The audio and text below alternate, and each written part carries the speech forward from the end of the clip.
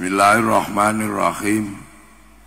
Bismillah, alhamdulillah, wassalatu wassalamu ala rasulillah Sayyidina Muhammad ibn Abdillah wa ala alihi wa ashabihi wa azwajihi wa dhurriyyatihi wa ahli baitihi wa man tabi'ahum bi ihsan ila yaumil qiyamah.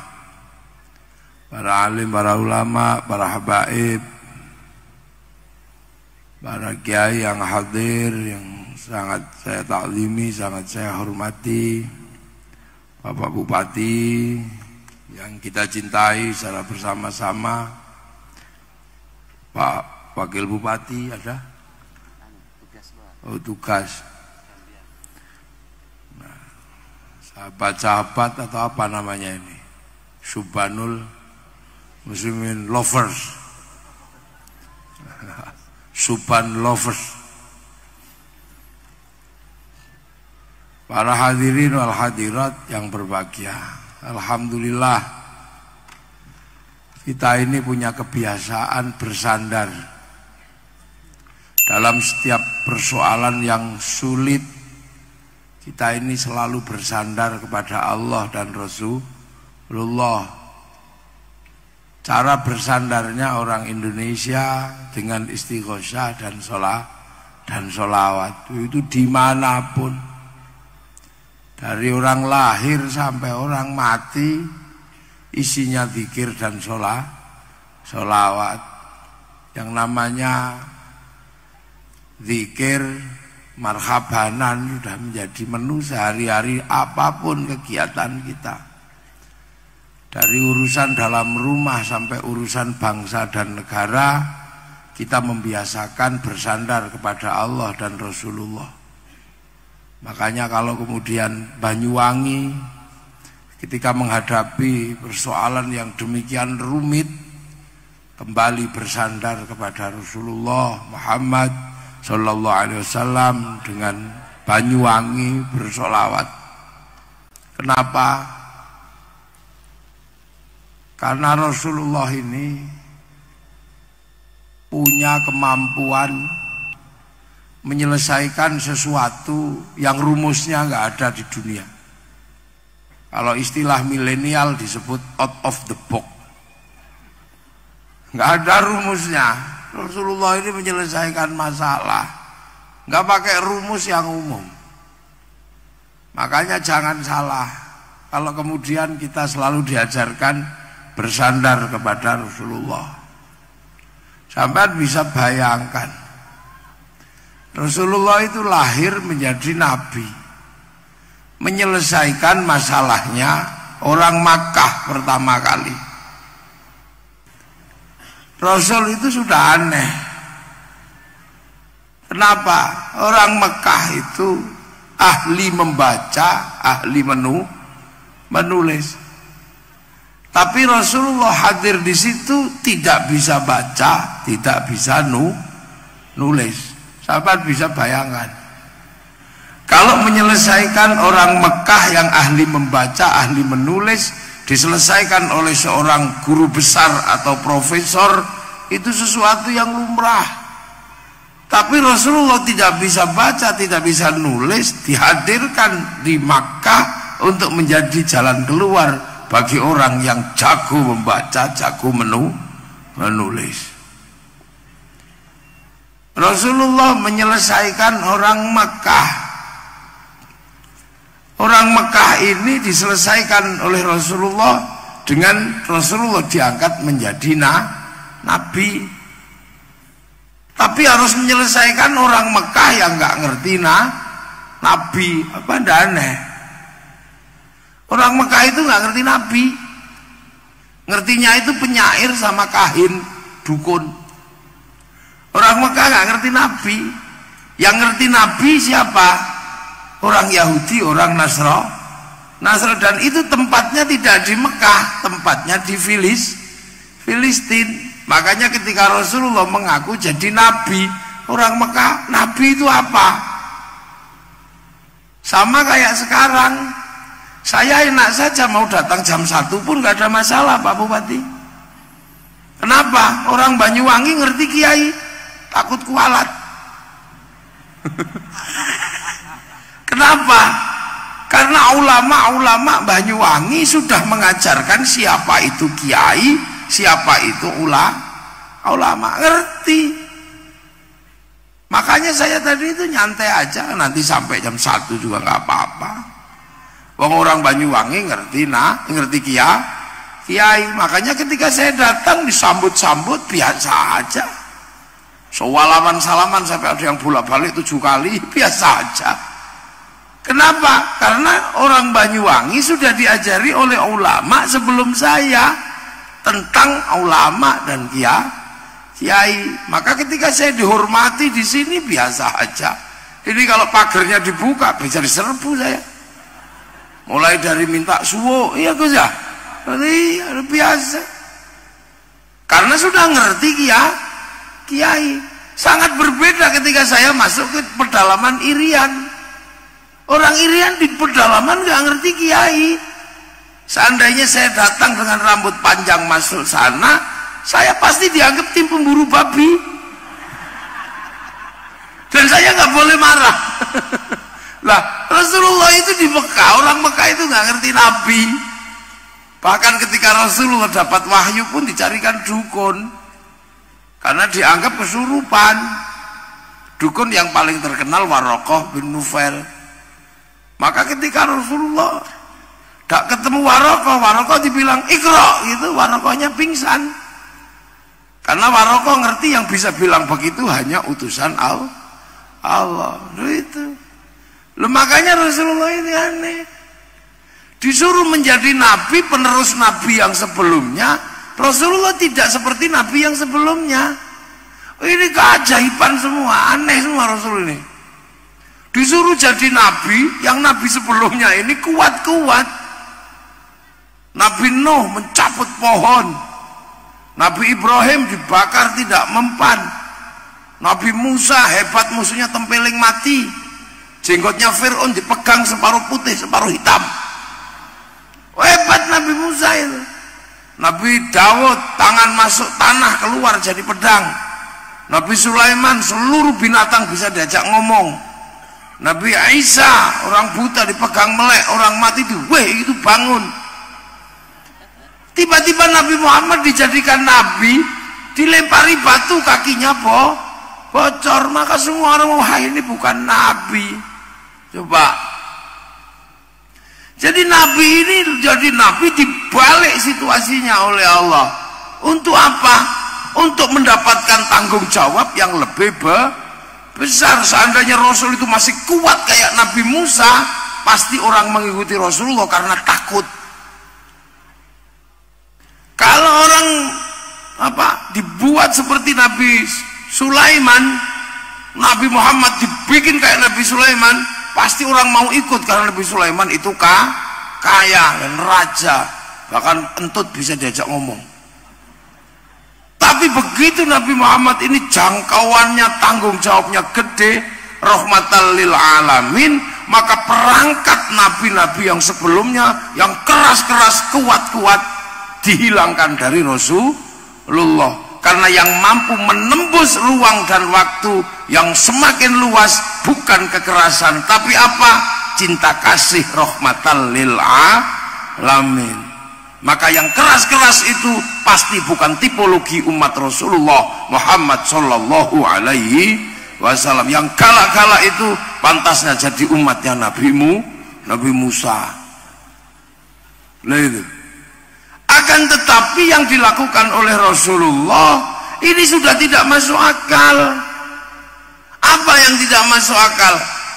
Bagaimana mungkin dalam akal manusia orang tidak bisa baca, tidak bisa nulis, mampu mengajarkan masyarakat yang ahli baca, ahli nulis, bahkan kepatuhannya tidak masuk akal. Orang Mekah, Arab dan sekitarnya waktu itu Tuhannya adalah patung, tapi oleh Rasulullah bisa diajak punya Tuhan yang tidak kelihatan. Ini nggak mudah. Dari Tuhannya banyak, bisa diajarkan Tuhan satu. Dari tempat yang tidak ada air bisa diajarkan toharoh pakai air.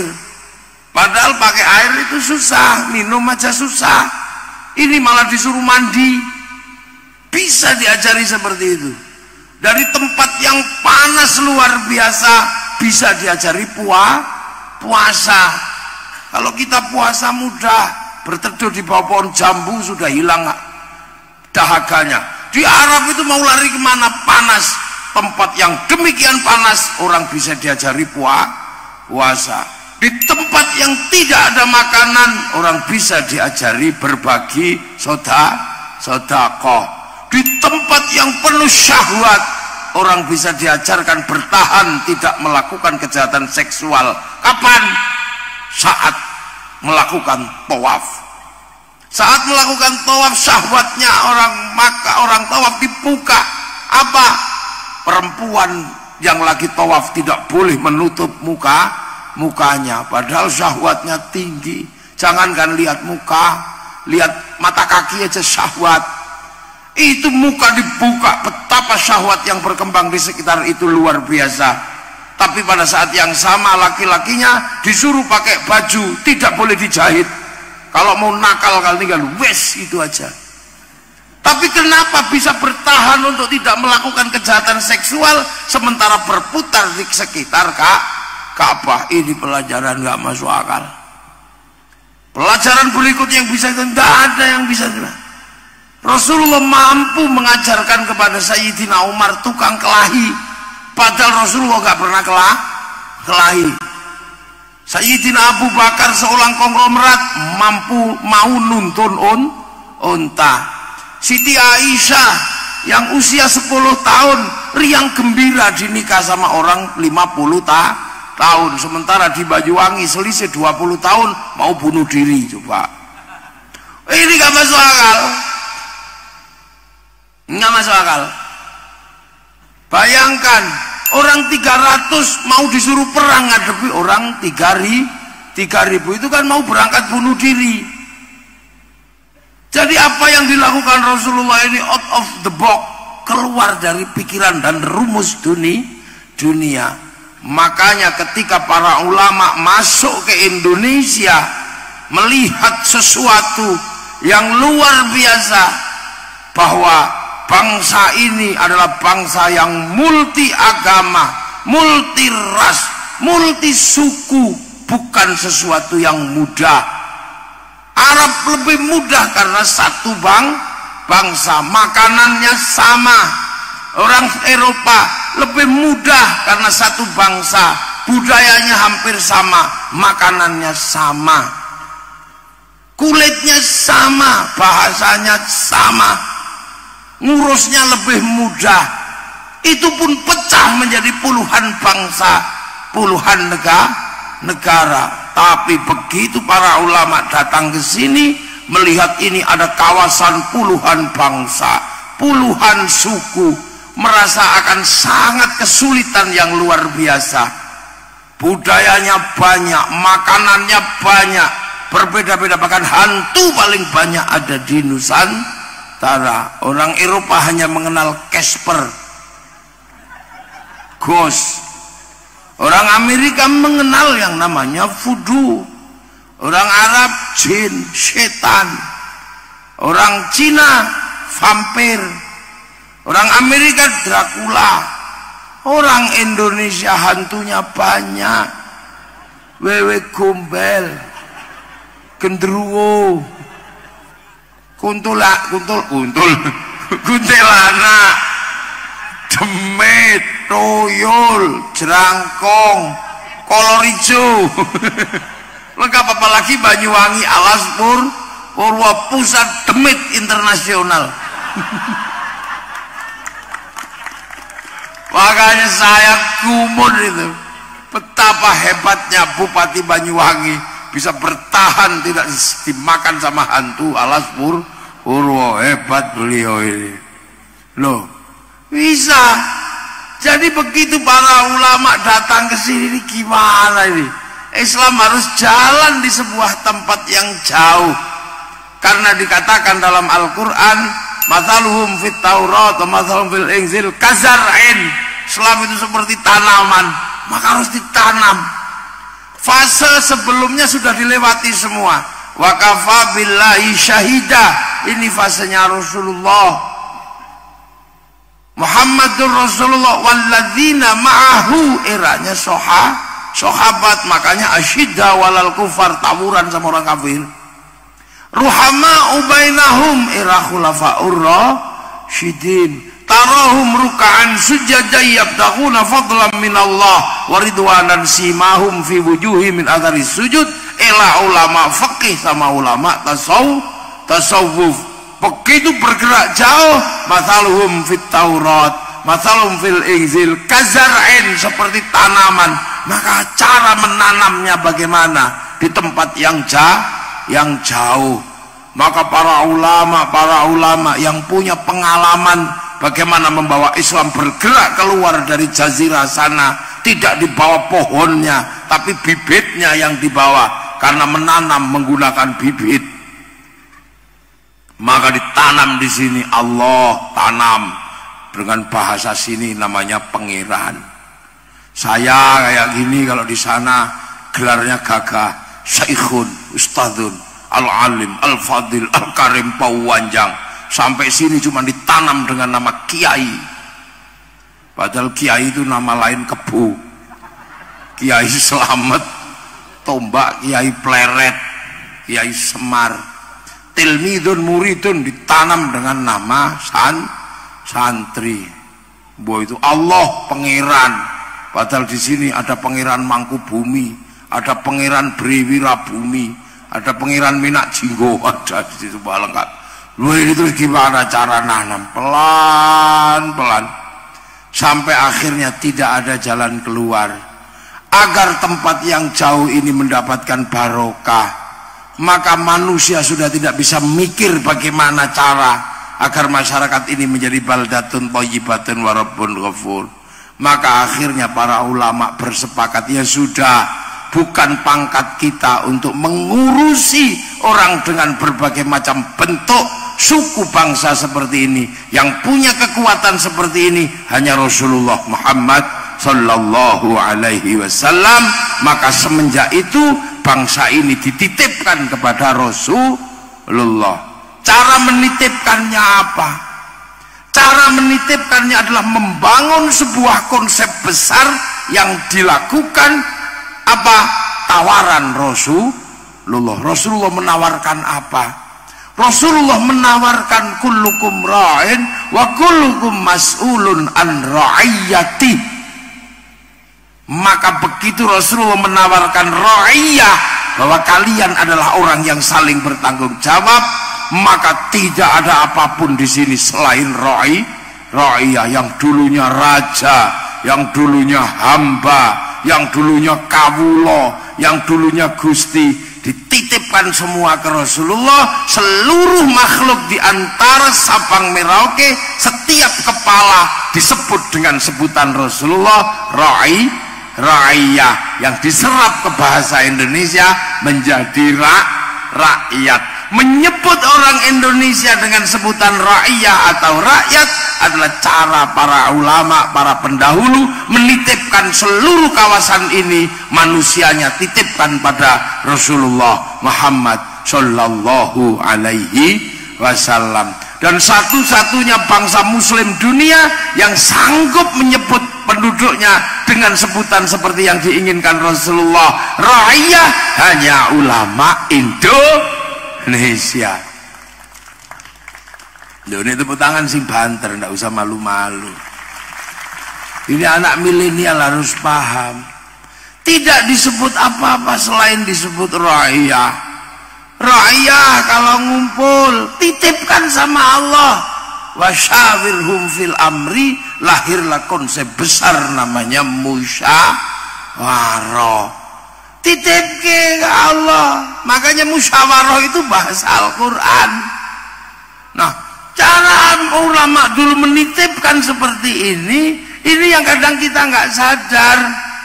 Sudah dititipkan pada Rasulullah lewat sebutan ra'iyah. Kadang kita ini pengen mengembalikan kepada prinsip dasar sebelum jadi ra'iyah.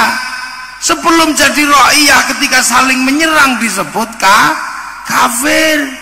Tapi kalau sudah hidup bersama, saling mengerti, tidak lagi menyerang tapi dalam perdamaian, sebenarnya sebutannya sudah bukan kafir tapi zimmi. Tapi kalau sudah hidup saling bertanggung jawab, sebutannya ra'iyah. Dan kita sudah disebut ra'iyah, maka jangan dikafirkan lagi. Itulah sebabnya, makanya Arab yang satu bangsa bisa pecah menjadi puluhan negara, Eropa satu bangsa bisa pecah jadi puluhan negara. Kenapa kita puluhan bangsa mampu bersatu dalam satu negara, Kesatuan Republik Indonesia? Karena seluruh batin dan isi kepala orang kita dititipkan kepada Rasulullah Muhammad Sallallahu Alaihi Wasallam. Jadi makanya ketika orang kita disebut rakyat, itu sesungguhnya adalah sebutan yang diinginkan oleh Rasulullah dalam setiap manusia yang hidup bersama-sama. Loh, makanya akhirnya terlindungi. Akhirnya kemudian ajaran yang diajarkan terlindungi karena ada ruang besar yang disiapkan. Karena ra'iyah kalau ngumpul namanya majelis berembuk, tafassahu fil majalis. Akhirnya mengangkat pemimpin, wasi'a kursiyus samawat, pemimpinnya disebut kursi lah, teritorinya disebut karena dulu yang bikin konsep ini para wali, maka ruang besarnya namanya wilayah. Dan akhirnya kita punya batas teritori yang dijaga oleh para pemimpin yang melakukan sistem musyawarah, sistem musyarakah atau masyarakat. Amanlah isi bangsa ini. Maka ketika orang Eropa datang ke sini mau cari gratisan, bawa bedil, dilawan oleh santri dengan simbol-simbol bersama. Nah, akhirnya bangsa-bangsa di sini punya dengan gayanya, Timur Tengah punya dengan gayanya, semua punya dengan gayanya, sampai akhirnya muncul bangsa baru cari gratisan. Ketika kebutuhan minyak mau cari gratisan di Afghanistan, bangsa Afghanistan punya bangsa dan negaranya. Ada yang pengen cari gratisan di Timur Tengah, semua punya bangsa dan negaranya. Ada yang nyari gratisan ke Indonesia, maka dijaga oleh bangsa dan negara Indonesia. Lah akhirnya ada yang punya cara baru, cara cari gratisan pakai bedil bisa. Apa ditelawan oleh warga penduduk di sebuah daerah. Akhirnya ada yang punya pengalaman bagaimana kalau cari gratisan pakai agama, maka model baru ada orang cari gratisan pakai agama. Bangsa Afghanistan sumber dayanya aman karena dijaga oleh para pemimpinnya, maka kemudian datanglah kelompok agama namanya Taliban. Setelah pakai Taliban orang terkecoh karena ini nuansanya sama-sama beragama, banyak yang ikut, maka bangsanya jebol. Sekarang yang ada di Afghanistan semuanya gratisan, minyak gratis apa aja diambil. Timur Tengah dijaga di Irak oleh Saddam Hussein, di Libya dijaga Muammar Gaddafi, kemudian di Suriah dijaga Bashar al-Assad. Semua terjaga karena punya pemimpin, punya kekuatan. Maka kemudian didatangkanlah ISIS, sekarang jebol dan cari gratisan, dan sekarang gratis semua, seluruh minyak gratis di sana. Siapa yang mau ambil, dan semua pengen cari gratisan ke Indonesia, maka didatangkanlah wajah-wajah baru model beragama yang melawan sistem ra'iyah, melawan sistem musyarakah. Untuk apa? Menjebol bangsa ini agar gratisan di Indonesia. Tapi karena ada santri paham betul, dilawan secara bersama-sama. Ini yang mau cari gratisan. Makanya kita dari dulu para ulama tahu, ketika kita ini bertahan dengan cara berbeda-beda, apakah kita ini akan menyelesaikan dengan cara kita? Dulu setelah Indonesia merdeka, Kita selesaikan apa? Dengan cara apa? Pancasila yang dimengerti oleh Sabang sampai Merauke. Kita selesaikan dengan merah putih karena bendera ini disepakati perbedaan bangsa dan suku. Walaupun saya ini orang NU sangat bangga dan begitu cintanya dengan bendera NU, tapi bendera NU tidak diterima oleh orang dari seluruh berbeda-beda agama. Bendera Muhammadiyah ya tidak diterima semua orang, apalagi bendera yang lain termasuk bendera Coca-Cola nggak bisa. Maka kemudian kita bertahan pakai merah putih. Makanya merah putih dibenci dulu oleh Belanda, ngibarkan merah putih tembak mati. Maka kemudian agar tidak ditembak mati, merah putih dikibarkan di atas rumah. Belanda curiga tiang rumah dikasih tebu, masih curiga dikasih pisang, masih curiga dikasih padi, masih curiga dikasih kelapa, masih curiga kita bawa tumpeng sama ingkung makan. Oh, cuman mau makan ternyata. Tapi makanannya habis, padinya mengering, tebunya mengering, kelapa mengering, pisang rontok, yang tersisa tinggal merah putih. Maka anak-anakku, anak-anak milenial, kamu harus paham bahwa merah putih itu dulu minta ribuan nyawa, tapi kamu taunya merah putih hanyalah berharga 50.000. Dulu merah putih minta nyawa, sekarang hanya minta tangan kita untuk diangkat. Maka kalau ada penghormatan bendera merah putih, angkat tangan kalian. Tidak usah ikut yang bilang bid'ah, tidak usah ikut yang bilang tauhid, karena yang bilang bid'ah dan tauhid zaman perang nenek moyangnya tidak ikut. Ini cara kita. Pancasila, bahkan dulu berdebat nenek moyang kita, apakah bangsa yang baru merdeka ini akan kita selesaikan dengan cara-cara model dari Arab? Tidak bisa. Maka lahirlah sebuah naskah besar di bawah lindungan Ka'bah. Saya kan udah nggak ngerti itu. Apakah akan diselesaikan dengan cara Eropa? Nggak bisa. Lahir naskah besar salah asuhan. Apakah akan diselesaikan dengan cara Belanda bangsa ini? Nggak bisa. Lahir tenggelamnya kapal Van der Wijk. Apakah akan diselesaikan dengan cara Nusantara murni? Tidak bisa. Lahir naskah Siti Nurbaya. Cerdasnya bangsa ini. Lu kok sekarang tiba-tiba ketika bangsa ini sehat walafiat bilang sakit bangsa ini harus diselesaikan, keluarlah bendera royah, bendera liwa.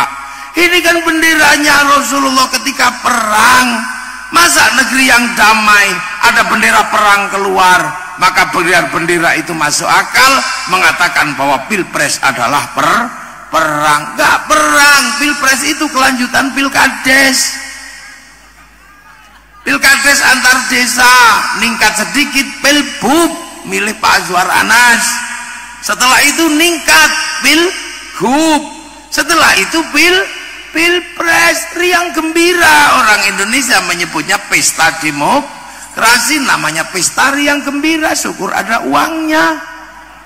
Itulah cara kita, ada dangdutannya, ada apa pesta. Nih ya, syukur ada uangnya. Kalau Pak Polisi hati-hati, awas ada money politik. Ya kita jangan sebut money politik. Sebut apa? Uang bensin, nggak ketangkep. Kalau diterima masjid ya sumbangan, berarti terima kiai bisyarah, nggak ribut. Iya biasa gitu Indonesia nggak usah ribet gitu. Makanya kalau dikejar jangan pakai uang tilang, nggak boleh. Uang damai biasa, indah kita Indonesia. Ya nggak usah ribet kita Indonesia, emang begitu. Tiba-tiba ini perang Badar, kalau kau tidak menangkan kami, aku khawatir tidak akan ada yang menyembahmu. Terus lu mau ngawang apa sekarang? Begitu Pak Prabowo sama Pak Jokowi jadi satu rangkulan, mate kon. Makanya loh, kita masih bisa selamat. Dunia hari ini melihat Nusantara ini bangsa yang unik. Di tengah siap tempur dan perpecahan, para panglima bersatu rukun membangun bangsa dan negara. Ini hanya Indonesia yang bisa. Dua orang yang berseteru, rangkulan, yang satu jadi menteri, yang satu jadi presiden. Siap Bapak Presiden. Biasa. Ini hanya Indonesia. Ini hanya terjadi di sini, maka jangan serius-serius. Ini bangsa biasa aja. Kita dititipkan ke Rasulullah, riang gembira. Makanya kalau ada sesuatu, selesaikan dengan cara kita, sholawatan, zikir. Jangan cari obat untuk bangsa ini ke Filistin. Bangsa Filistin memang pernah sakit dan sampai saat ini belum sembuh. Mereka bikin obat. Obat itu namanya Hizbut Tahrir. Hizbut Tahrir didirikan oleh Taqiyuddin An-Nabhani menjadi obat bagi Filistin, dan itu gagal. Masa obat gagal produk kedaluarsa kamu bawa ke Indonesia? Mules perutmu. Jangan. Di Mesir bangsa yang sakit, maka cari obat di sana. Dulu namanya Hasan Al-Banna, bikin obat namanya Ikhwanul Muslimin. Dan obat itu gagal menyelesaikan Mesir. Bahkan Mursi digantung di Mesir. Masa produk gagal kau bawa ke Indonesia? Maka kita selesaikan dengan cara Indonesia. Banyak sekali yang nggak bisa masuk sini, berubah menjadi drastis. Musik rock yang begitu gagah dan kuat masuk Banyuwangi jadi rock dude. Dia saja. Jadi siapa? Suliono.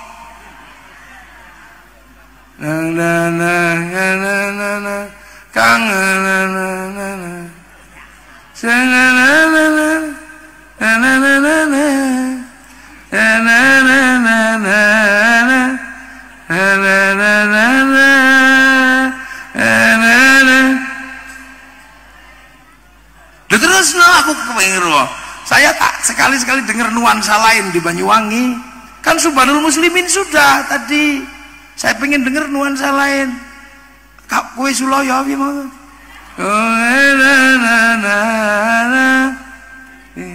Suloyo si dewe ika mage demen. Lo indah. Lo ini coba tadi itu lagu sholawatan penjenengan, ada yang lagu itu. Ada. Nah, coba ayo. Ayo coba. Karena kalau enggak tak ambil alih ini nanti. Ayo, sholawatan indah ini loh Banyuwangi, ayo. Dung. Jirolu. Ayo Gus. Oke.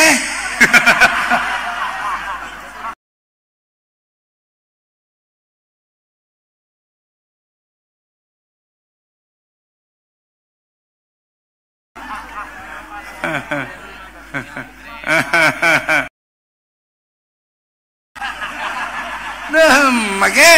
Ngerti ya. Santre lambe ben santre mangken duh tak pada. Mantap yo. Masalah tengka ben angku yang jauh pita. Lambe mun jamaah repu eneng ada. Mangken pon iqamah ki sibuk kamar abude. Ayo, mana musiknya? Musiknya. Santre lambe ben santre mangken lu tak pada. Masalah tengka ben angku yang jauh pita. Lamba mun jamaah repu eleng ada. Mangken pon iko ki sibu kamar abada. Allahumma salli ala Muhammad ya Rabbi sa'ana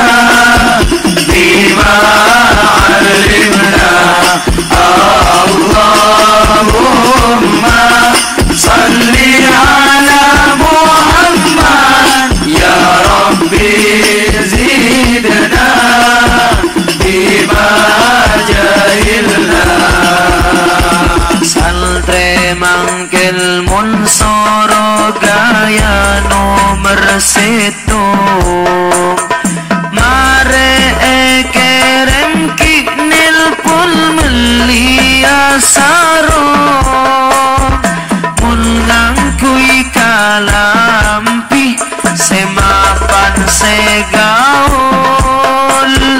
keng esoro ngaci tak oning alias bahlul Allahumma salli ala Muhammad ya Rabbi zidna bima alimna Allahumma salli ala Muhammad ya Rabbi zidna bima jahilna bagian santre bini alduh lain pole mun ako dungan mira piru koding pote mun soro agaya lakar de sengabi keng bakto sakola tak fokus apel tak tibi Allahumma salli ala Muhammad ya Rabbi ufa'na bima alimna Allahumma salli ala Muhammad ya Rabbi zidna bima jahilna saporanah manabi peltabul lopot tujuan niat ngajak fastabikul khairat tore pas semangat belajar jek sengka bentore patoat sopaje ilmu barokah Allahumma salli ala Muhammad ya Rabbi fa'na bima alimna Allahumma salli ala Muhammad ya Rabbi zidna bima jahilna Sallallahu Muhammad. Nah kan itu bahasa Madura ngerti saya ngerti Lena saya itu dapat cerita tentang bahasa Madura itu dulu. Syekhona Khalil itu waktu jadi ada jadi bupati nantang. Ya Syekhona, saya mau mantu sebagai bupati kan nggak enak kalau mantu terus kehujanan. Tolong ya, kalau engkau wali bikinlah pendopo ini nggak kehujanan. Akhirnya ya sudah tuliskan sebuah kalimat, kamu paku di atas pintu. Akhirnya tulisan kecil dipaku di atas pintu. Bener-bener seminggu gak hujan, pendoponya tok. Yang lain hujan tapi pendopo enggak. Akhirnya setelah selesai pesta, Pak Bupati ini pengen ngerti tulisannya apa kok. Hebat banget tulisan gini aja kok bisa bikin tidak hujan. Nggak tahunya apa. Tulisannya Bupati Balanaraja.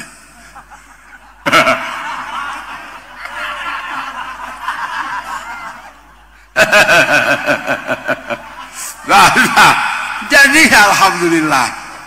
Jadi kalau mau menyelesaikan bangsa ini, nenek moyang kita jago dititipkan ke Rasulullah, kan jadi bangsa ini menjadi bangsa yang baru, bangsa yang bagus, yang baldatun thayyibatun wa rabbun ghafur. Dan hari ini kita bisa lihat yang di tempat lain runtuh, tempat kita tumbuh subur, pencinta-pencinta Rasulullah bangkit hari ini?